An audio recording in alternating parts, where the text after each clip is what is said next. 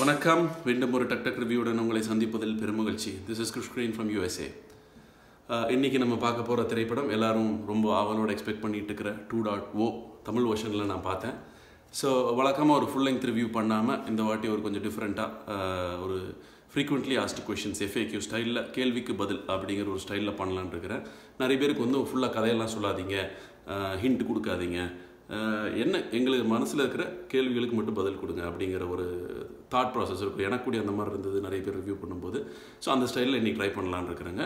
நேராக கேள்விக்கு போயிடலாம். நம்ம முதல் கேள்வி, படம் ஃப்ளாப்பா, utter ஃப்ளாப்பா, ஹிட்டா, super ஹிட்டா, black பஸ்டரா?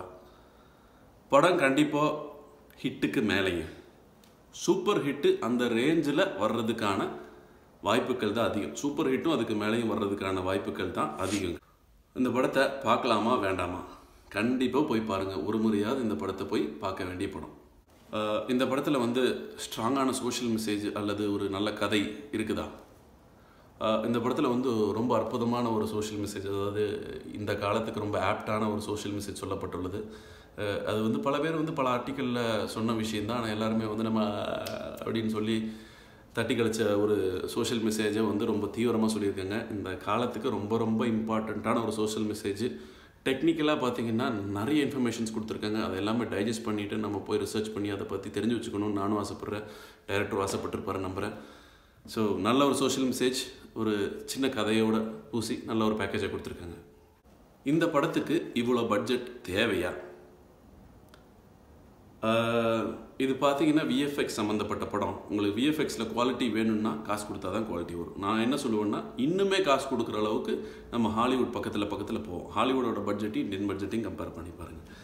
So I would say இது வந்து நம்ம ஹாலிவுட்டோட குவாலிட்டிக்கு ஒன் ஸ்டெப் க்ளோசர் அப்படின்னு சொல்லுவேன். இந்த படத்தையும் ஹாலிவுட்டையும் கம்பேர் பண்ணலாமா?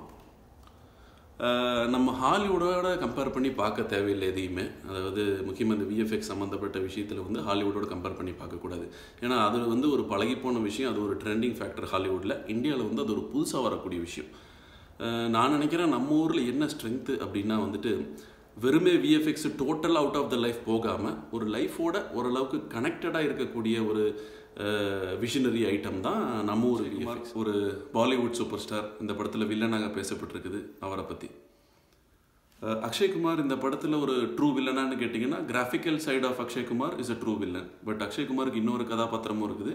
அது ஒரு வில்லன்னு சொல்ல முடியாது, அதுதான் அந்த வில்லனை உருவாக்கக்கூடிய ஒரு கேரக்டர். ஸோ அந்த கேரக்டரும் அருமையாக பண்ணியிருக்காரு, கிராஃபிக்கல் கேரக்டரும் ரொம்ப நல்லா பண்ணியிருக்காரு. ஆனால் கிராஃபிக்கல் கேரக்டரில் வந்து அவரோட ரியல் ரூபத்தை வந்து ரொம்ப கம்மியாக தான் காமிச்சிருப்பாங்க. So he has done his job. இந்த படத்துக்கு ஆமி ஜாக்சன் ஃபிட் ஆவாங்களா? பேசாமல் ஐஸ்வர்யா ராயே போட்டிருக்கலாம் அப்படிங்கிற கேள்வி பல பேத்துக்கு இருந்திருக்கலாம் இல்லையா? என் மனசில் இருந்தது.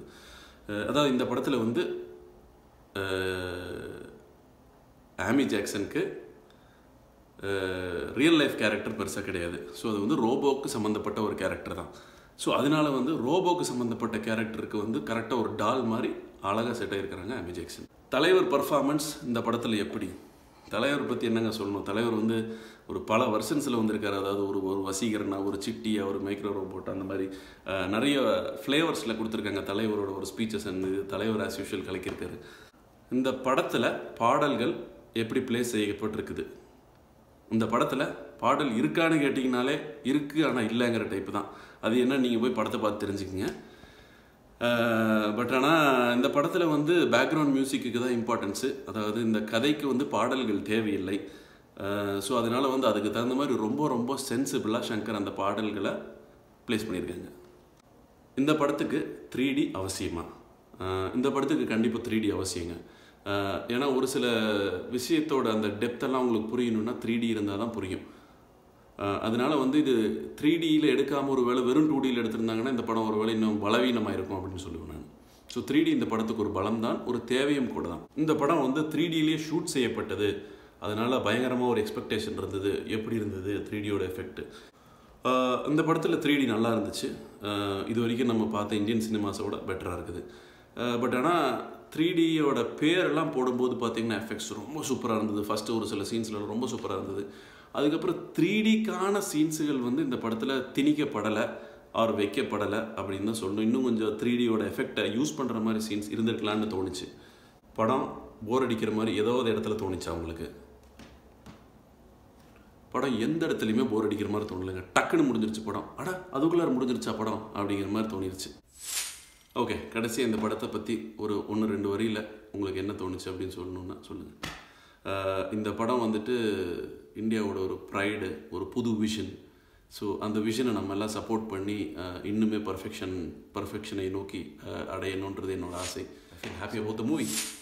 Let everybody go and watch the movie. Let's all enjoy the movie and please do comment, like, share. Thank you. This is GrshGreen signing off.